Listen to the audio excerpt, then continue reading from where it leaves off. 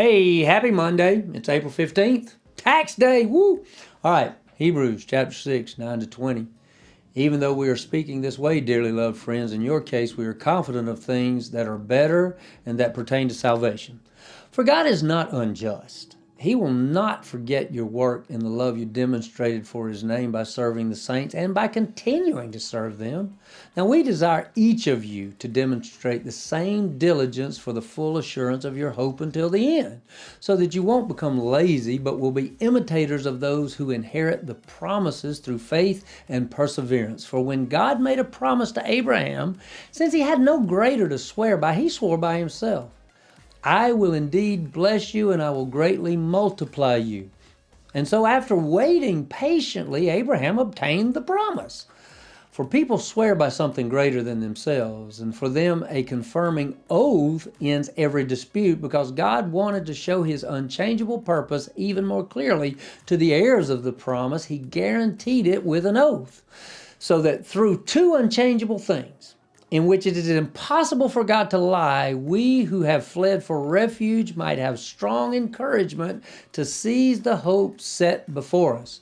We have this hope as an anchor for the soul, firm and secure. It enters the inner sanctuary behind the curtain. Jesus has entered there on our behalf as a forerunner, because He has become a high priest forever, according to the order of Melchizedek. We're to remain in the promise. We've noticed that there are a series of warnings in the book of Hebrews. The warnings seem to get more severe as each one is shared. And the warning in chapter 6 is against apostasy or the rejection and just outright turning away from God. It references those who have become acquainted with the truth and the blessing of Christ, but who turn away from Him. The main commentary that I've been following by Corey Bauer mentions that in this warning, the subject of the sentence changes from first person to third person. What does that mean?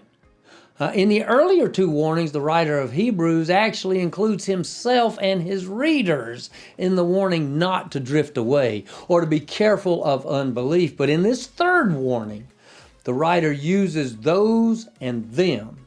Now, many conservative teachers believe that this refers to people who look like they're a part of the body of Christ, but are not genuine. They actually know the promises of God, but do not actually follow Jesus from a heart of love and commitment. Our encouragement in this chapter is to remain in the promise. My prayer along these lines is always, God, help me to stay close so I don't miss what you're doing. I want to be close to Jesus. Whew. We'll see you tomorrow.